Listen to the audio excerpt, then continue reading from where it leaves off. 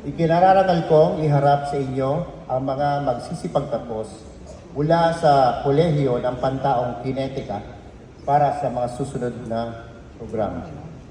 Batsilyer ng Pisikal na Kagalingan, Major sa Pamamahalang Pampalakasan.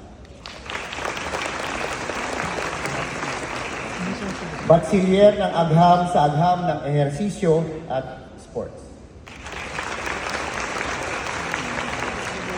Sila ang mga profesional na may malalim na kaalaman at kasanayan sa pamamahala, pagpapatakbo at pagpapanatili ng mga pasilidad pampalakasan. Sila ay handa upang magbigay ng mga makabagong solusyon at estratehiya sa pagpapalakas ng operasyon at serbisyong pampalakasan. Sa programang ito, sila ay hinihanda sa pagganap sa iba't ibang larangan ng pamamahala ng pasilidad ng palakasan na kung saan sila ay bahagi ng pagtataguyod ng kalusugan at pagpapaunlad ng industriya ng palakasan sa bansa.